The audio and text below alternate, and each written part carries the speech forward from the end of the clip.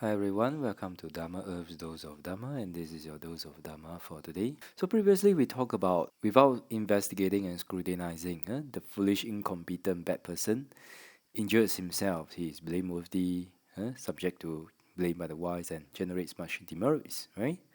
So without investigating and scrutinizing, the foolish person speaks praise of one who deserves this praise. He speaks this praise of one who deserves praise. He believes in a matter that should be suspicious about, and he is suspicious about a matter that should be believed. Okay? Right. So, what are some of the points that we have to take note here? Other than this, we have to investigate and scrutinize.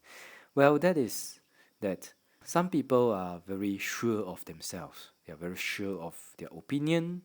They're very sure of the way they do things. But who is perfect in the world?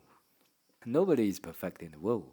If we always think that we are the only ones that are correct, then we do not have that broadness of the mind, that openness of the mind, to be able to accommodate other ways of success, other ways of doing things, other ways, other people's culture, other people's work culture and ways of doing things.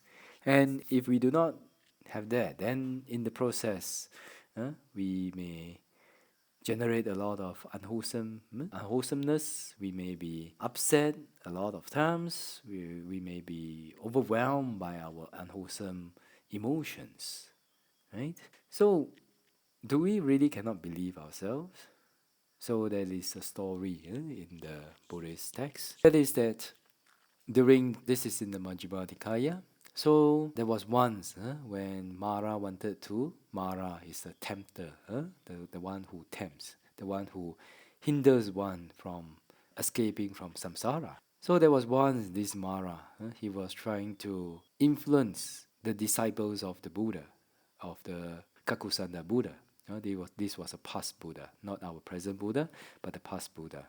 So, long story short, the Mara used different ways to try to influence the disciples of the Buddha to arise unwholesome mind. So what did he do? First, he tried to influence the villagers to by seeing some bad things that the bhikkhus may seem to be doing, but they didn't do it. But he tries to make it like they are doing it, and then after that, they get angry and they scold and they humiliate and they revile the sangha. So the Kakusanda Buddha told the sangha, "Oh, sangha." So the Mara is now trying to influence and try to influence your mind. So with that, let us cultivate loving kindness, compassion, sympathetic joy, and equanimity towards all beings in the world, so as not to arise any unwholesome thoughts in the mind.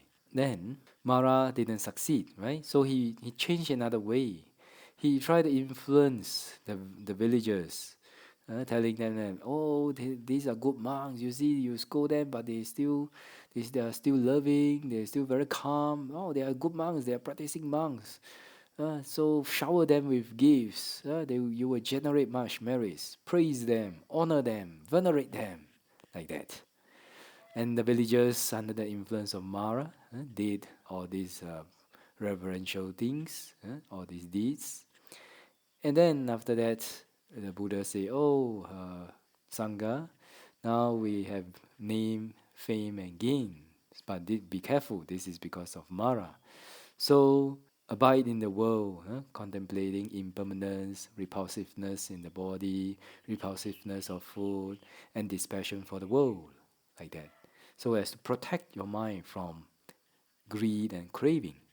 So the Sangha did that, and ultimately they were able to maintain their mind without getting lost or getting defeated by craving. Like that. So from that story, I think if those who are interested, you can go and read the sutta. It's a Marathajaniya Sutta, sutta number I think it's 50 or 51 in the Majjhima Nikaya. Okay, but anyway, taking the spirit of the story. Okay, so from this we can understand that actually sometimes our feelings may not be. We are not 100% in control of our feelings. our thoughts, right? We can be influenced.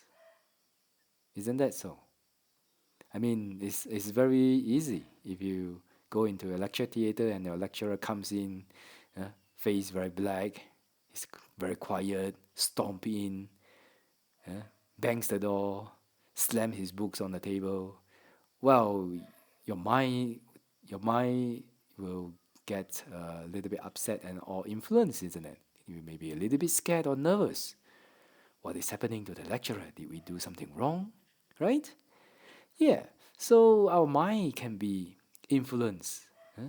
So these are beings that we can see. So what about being influenced by beings that we cannot see? Is it possible? Well, according to the sutta, yes, it is possible by unseen beings, right? So with that, when we live in the world, let us have some percentage of the of doubt for the influence by unseen beings or by karma. Our mind, our emotions, our thoughts can be influenced by karma, by mara, all this.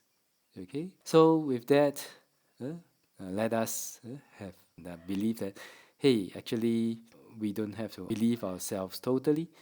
But when are the times that we need to believe ourselves, and when are the times that we do not believe ourselves? Actually, very simple. Whenever our mind is in unwholesome mind states or unwholesome thoughts or negative emotions, then we don't have to believe whatever logic, whatever fair or unfair, justice or injustice that we are thinking about at that time. Because whenever we fall into unwholesomeness, definitely our mind is not in accordance with wisdom. Our mind doesn't have wisdom when we fall into negative emotions.